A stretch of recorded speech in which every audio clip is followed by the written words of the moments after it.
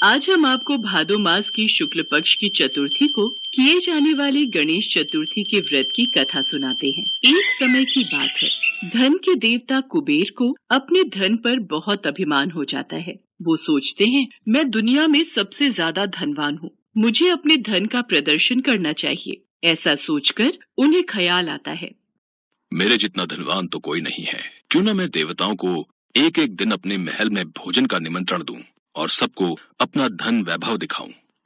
ऐसा सोचकर वो सर्वप्रथम भोलेनाथ को अपने महल में भोजन करने का निमंत्रण देने के लिए कैलाश पर्वत पहुँचे। भोलेनाथ उनकी मंशा समझ गए। कुबेर का अभिमान समाप्त करने के लिए उन्होंने कुबेर से कहा, मैं आपका आमंत्रण स्वीकार नहीं कर सकूंगा, लेकिन मैं अपनी जगह गणेश को आपके साथ भेज देता हूँ।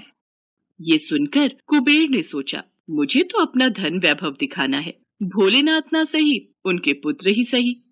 हाँ, ठीक है, जैसा आप ठीक समझे प्रभु। वो गणेश जी को अपने साथ लेकर अपने महल पहुंचते हैं। महल पहुंचते ही कुबेर गणपति को अपना धन ऐश्वर्य दिखाना शुरू कर देता है। ये देख विद्या और बुद्धि के दाता गणेश जी कुबेर जी की मंशा समझ जाते हैं और अब जब गणेश जी खाना खाने बैठते हैं तो कुबेर उन्हें सोने की थाली में विभिन्न प्रकार के पकवान परोसते हैं। अब गणेश जी खाना खाना शुरू करते हैं। देखते ही देखते गणेश जी महल में बना सारा खाना खा जाते हैं। उसके बाद भी उनकी भूख शांत नहीं होती। वो कहते हैं, और खाना लाओ, अभी तो हमारा पेट भरा ही नहीं, हमें और भोजन ग्रहण करना है। महाराज, महल में बना सारा भोजन समाप्त हो गया है। घर में जो भी फल फूल आदि है वो ले आओ। कुबेर जी वो भी गणपति जी को दे देते हैं। उसे खाने के बाद गणेश जी कहते हैं, परंतु मैं तो अभी भी भूखा हूँ। अब कुबेर ये समझ जाते हैं कि मैं अपना वैभव और ऐश्वर्य प्रभु को दिखाना चाहता था, इसलिए गणेश जी मुझे सीख देना चाहते हैं। वो गणेश जी से हाथ जोड़कर माफी मांगते हैं और कहते हैं, प्रभु, मैं अब कभी भी अभिमानवश ऐसा कुछ नहीं करूंगा, हमें क्षमा कर दीजिए प्रभु। हमने आपको क्षमा किया।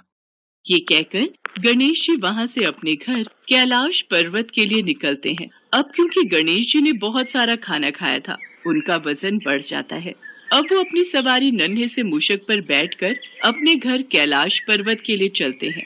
गणेश जी के वजन को संभालते हुए मूषक धीरे धीरे चलता हुआ कैलाश पर्वत की ओर निकलता है। रास्ते में मूषक का संतुलन बिगड़ जाता है और गणेश जी मूषक से नीचे गिर जाते हैं तो उनके सारे कपड़े, हाथ पैर आदि गंदे हो जाते हैं।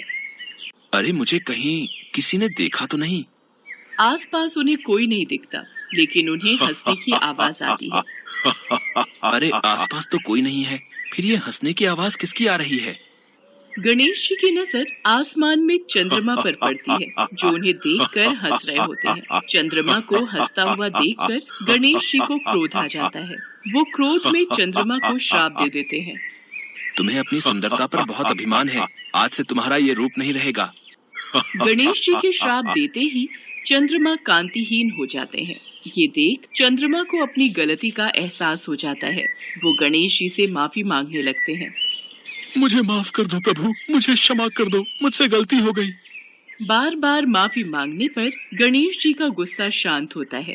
वो चंद्रमा से कहते हैं, मैंने जो आपको श्राप दिया है वो पूर्ण रूप से समाप्त नहीं होगा, परंतु महीने में एक दिन आप पर श्राप का पूर्ण रूप से असर दिखाई देगा और उस दिन आप किसी को भी दिखाई नहीं देंगे। तब से चंद्रमा अमावस्या के दिन किसी को भी दिखाई नहीं देता। गणेश जी आगे कहते हैं, इसके बाद आपकी कलाएं बढ़ती जाएंगी और पूर्णिमा के दिन आप अपने पूर्ण स्वरूप में दिखाई देंगे। फिर पूर्णिमा के बाद अमावस्या तक आपकी कलाएं घटती जाएंगी। इसके साथ मैं तुम्हें वरदान देता हूँ कि हर चतुर्थी पर जब मेरी पूजा होगी तब आपकी भी पूजा की जाएगी। आपको अर्घ्य देने के बाद ही चतुर्थी का व्रत पूर्ण माना जाएगा। आज गणेश चतुर्थी है और आपने मेरा अपमान किया है, इसलिए आज के दिन यदि कोई आपको देख लेगा तो वो कलंक का भागी बनेगा। तब से लेकर आज तक चतुर्थी के दिन चंद्रमा के दर्शन नहीं किए जाते हैं। ऐसा माना जाता है कि इस दिन कोई भी चंद्रमा के दर्शन कर ले तो उसे दोष लगता है।